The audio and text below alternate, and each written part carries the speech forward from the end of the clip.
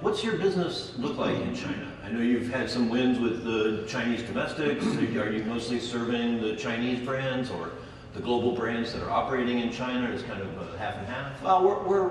There's a split between the domestic Chinese and the legacy OEMs that are in China. But I think what we've seen is the legacy OEMs, their market share decrease significantly. And we've done a really nice job, and we've been building relationships. We have a great team on the ground working with the domestic Chinese, and so we've grown with BYD, Xiaomi, Geely. We've done a really nice job of growing our business in both E-Systems and seating. And it is a different mindset too. I mean, much quicker to market, much more focused right now on innovation, even pushing innovation, both on the manufacturing and the product side. And so I think that's why we've been extremely successful, especially at the higher end, the more luxury end vehicles, because we have that product offering, because of our vertical integration. We have the ability to really go in and show them modular solutions, innovation, and technology that's different, that's not on the market today. I think that's going to continue to be a story that's going to play itself out, but we've done a nice job, I think, of balancing our book of business. And a lot of the business that we have, we manufacture for China, in China. So we don't have a lot of components that get exported out of China.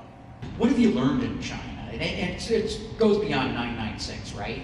It's policies, procedures. What have you learned, and is there anything that you've been able to bring back here to the U.S. to make your operations here go quicker? Yeah, I think blowing up the paradigms of what you think had to happen. I think the integration of modular concepts and modular designs, and sometimes just clean sheeting designs that you think traditionally were the way it is, and taking a different look at it. It opened my eyes to saying you got to kind of flip things upside down, and you got to look at them differently. I think the time, that the ability to get either technology or manufacturing or engineering design, where you used to have a standard window of here's the time, here's what you do, here's the gates.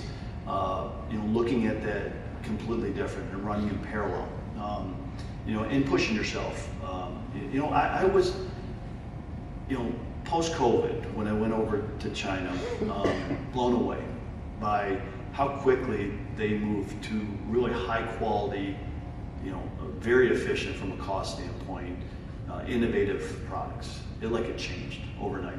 And you ask yourself how. I mean, I don't think they ever set a barrier up to say, well, no, it takes 3 years. No, I think they thought in terms of, it takes 8 months. And I think their competitive nature, where, there's well over 100 OEMs, maybe 200 OEMs at one time, they knew the strongest would survive. And so it's a survival race. And so when you have that mentality that if I don't move faster, if I don't get better, if I'm not running smarter, I'll be out of business. And so that's how they run. I mean, we'll have dinner with certain individuals, and they go back to work. They're working 6-7 days a week, and not. I think the thing is, I don't know if that's sustainable. I don't know where this story will eventually end up, but there's a race to win, and they're pushing everything they can. They push us every time I walk in there. I'm thinking we're doing a bang up job, and they're like, no, you need to do more. And so it gets you out of that paradigm thinking of this is how it's been. And you say, I don't care how it was. I have to think completely different on everything. And that's the mentality they have. And it's a survival mode, that they think that if they don't beat everybody down, that they'll be out of business. That's a good mentality to have. You're very paranoid. I'm paranoid. I think everyone's beating us, don't I? I think you got to have that mentality. So, yeah, I think we've learned a lot. I don't think that story's told, John. I think we got to see where this goes. I mean, there's a lot of excess capacity now. There's a lot of innovation being pushed. There's going to be scrutiny around some of the technology. I think the story needs to be told, and I think there's more to be told.